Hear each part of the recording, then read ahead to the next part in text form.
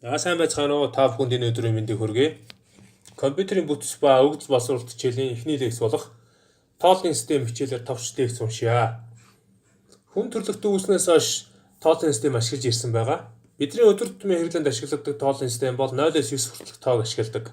Тэгвэл компьютерд ерөөсөө 0 юм уу 1 гэсэн 2 тоог ашигладаг. Энэ хоёр цифрыг ашигласан тооллын системийг хоёртын тооллын систем гэж нэрлэнэ.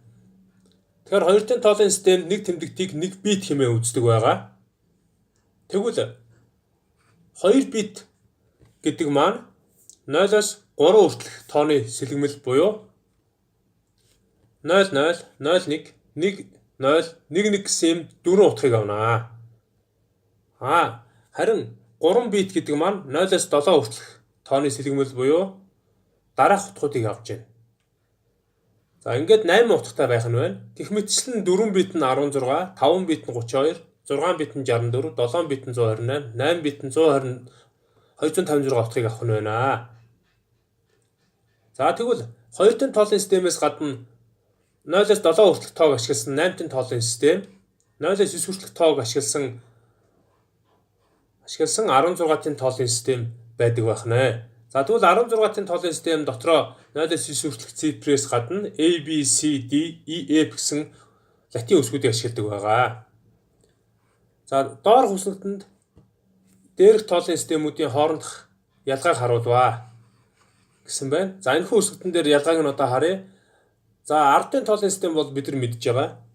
0-оос 99 хүртэл тоог тоолно. Тэгвэл хоёрын тооллын систем буюу энэ binary гэсэн 2 дугаар баган дээр 0 тоог 0, 1-ийн тоог 1, 2-ын тоог 10, 3-ын тоог 11, 4-ийн тоог 100, 5-ын тоог 101, 6-гийн тоог 110, 7-гийн тоог 111, 8-ын тоог 1000, 9-ийн тоог 1001, 10-ыг 1010 гэж бичнэ. Тэгвэл энэ 8-ын тооллын систем буюу энэ 4-р баган дээр байгаа octal гэсэн тооллын системд 0-оос 7 хүртэлх цифрыг бичээд 8-аас нь 10, 9 дээр нь 11, 10, 12 гэсэн тэмдэглэгээтэй болдгоо. Тэгвэл 16-ын тооллын систем дээр ялгаа нь 0-оос 9 хүртэлх цифрыг ашиглана.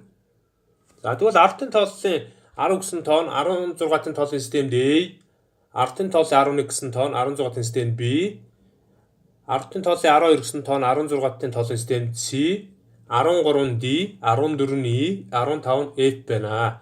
Ингээ 16-аас 10, 17 нь 11 гээд ингээ үргэлжлэн явнаа. Ялгаа нь ийм байгаа юм шүү. Та бүхэн бас сайн энийг уншиж ойлгоорой. Тэгвэл дараах хичээнүүдийг хэдүүлээ үзье. 10-ын тооллын тоог 2-ын тооллын систем рүү хэрхэн шилжүүлэх вэ гэсэн жишээ байна. Үүнд 98 гэсэн тоог 2-ын тооллын систем рүү шилжүүлэхээр болсон байна. Тэгвэл тухайн 98 гэсэн тоог 2 тугаанаа. 2 туваагаад үлдэгдэл нь тэг гартал нь бүхэл тоогоор өгнө. Тэгвэл 98-ыг 2 тугаахаар 49 сөр өгнө. 49-ийг 2-оор өгнө гэдэг маань 98 болоод 98 маань 98-аас 98 хасаад тэг үлднэ эхний баган дээр. 2 дахь баган дээр 49-өө 2 тугаанаа. 2 тугаахаар 24-өөр тултал нь өгөхөөр 49-өөс 48-ыг хасаад 1 үлдэгдэл гарнаа. Үлдэгдэл маань ерөөсөө 0 юм уу 1 гарна. Хизээч 2-ын тоо гарахгүй шүү. Ингээ хуваага явчих. Дараа нь 24-ийг 2 тугаанаа. Тултал нь өгөхөөр 12-оор өгөөд 12-ыг 2-оор үржүүлээ 24, 24-өөс 24 хасаад тэг. Дараагийн баган дээр нь 12-ыг 2 төгөөд хуваахад 6-аар өгөөд 12-оос 12-саа тэг. Дараа нь 6-ыг 2 хуваагаад 3-аар өгөөд 6 тэг. Дараа нь 3-ыг 2 хуваагаад 1-ээр өгөөд 3-аас 2 хасаад 1.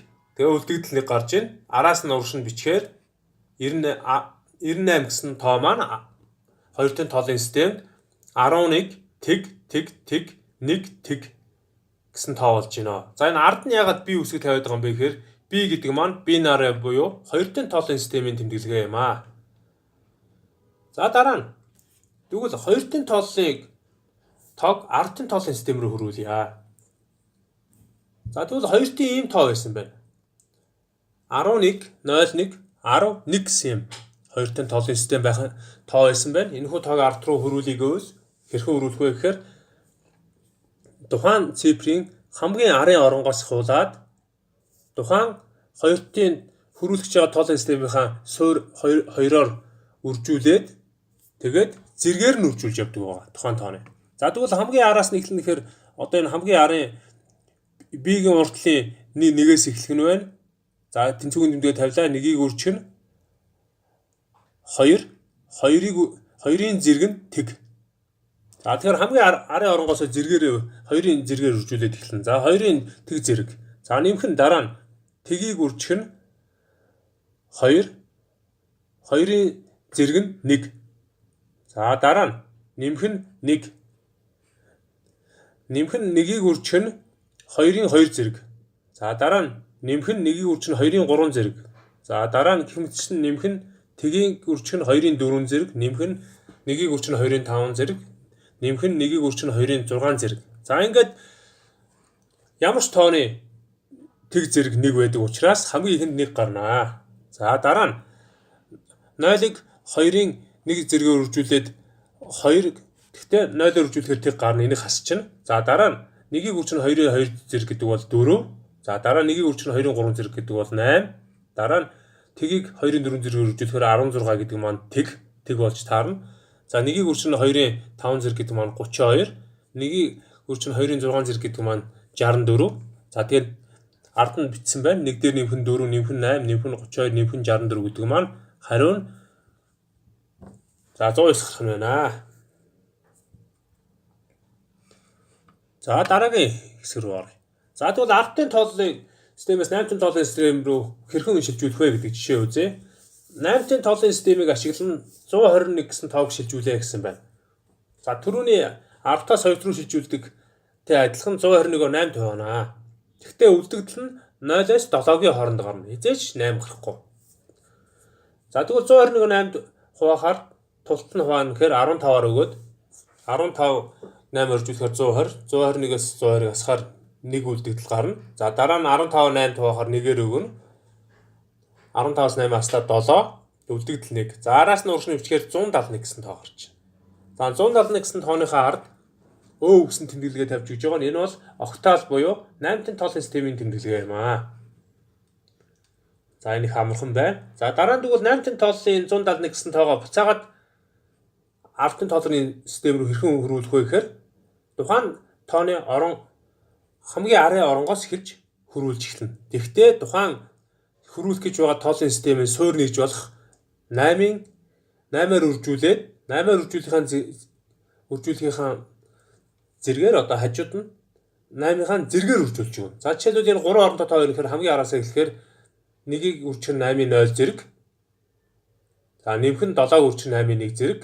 Нэмэх нь нэгийг үржих нь 8-ын 2 зэрэг гэж үржүүлж өгч байгаа. За тэнгууд үр дүн маань ямар тооны тэг зэрэг бол 1 байдаг гэж түрүү хэлсэн учраас нэгийг үржих нь 1, 8-ын тэг зэрэг чинь 1, нэгийг үржих нь 1 буюу 1. 1 дээр нэмэх нь 7-г үржих 8-ын 1 зэрэг буюу 56, нэмэх нь 8-ын 2 зэрэг 64 тэнцүү 121 гэсэн юм хариу гарч байна. За түрүүний үр дүн маань батлагдсан байна.